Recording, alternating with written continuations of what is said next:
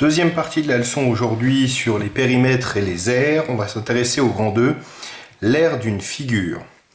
Alors dans le petit 1, dans les rappels, la définition, on vous dit qu'une aire est la mesure d'une surface. Autrement dit, c'est la mesure de l'intérieur d'une figure.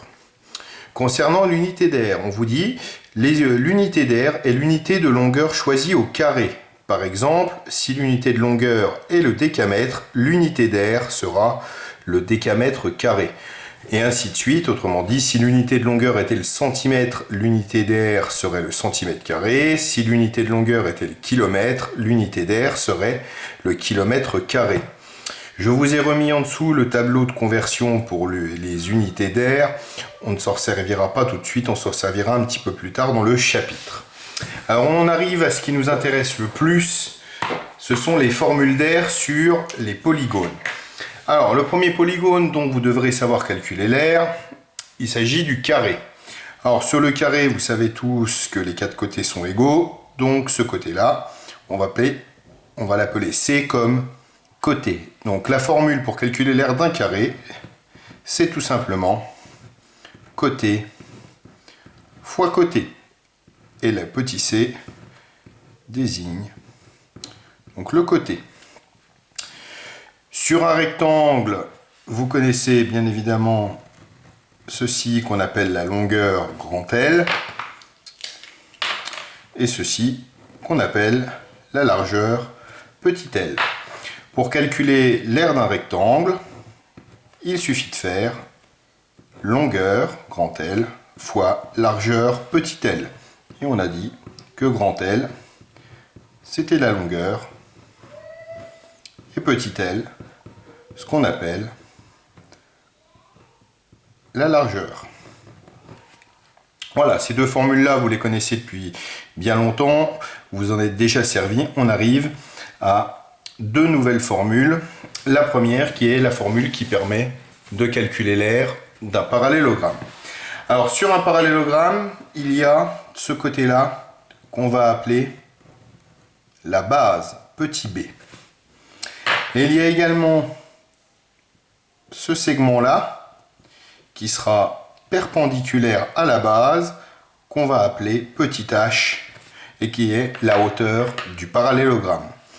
Pour calculer l'aire d'un parallélogramme, la formule est tout simplement base fois hauteur.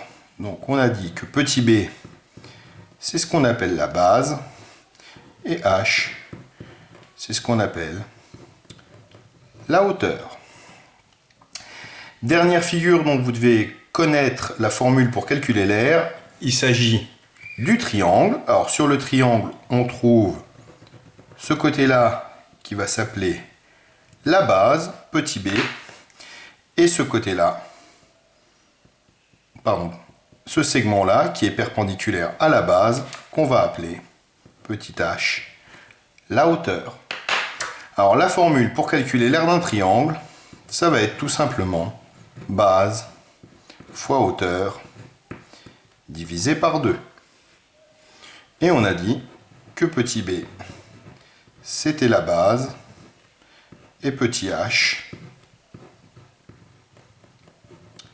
la hauteur. Voilà, ces quatre formules-là sont à connaître par cœur, et on va tout de suite s'en servir sur les exemples de la feuille d'après.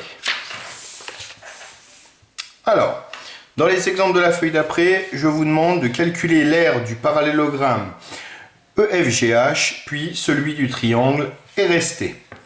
Alors, pour l'aire du parallélogramme EFGH, la formule c'est base fois hauteur. On voit que la base mesure 7 cm, la hauteur en mesure 2. Il suffit tout simplement de faire 7 fois 2, qui est égal à 14. L'unité de longueur est le centimètre, l'unité d'aire est donc le centimètre carré.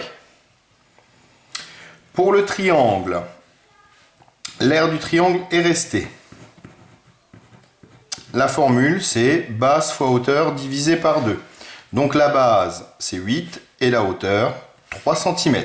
Donc 8 fois 3 divisé par 2. Alors 8 x 3, 24. 24 divisé par 2, 12. Les longueurs sont en centimètres, donc les aires sont en centimètres carrés.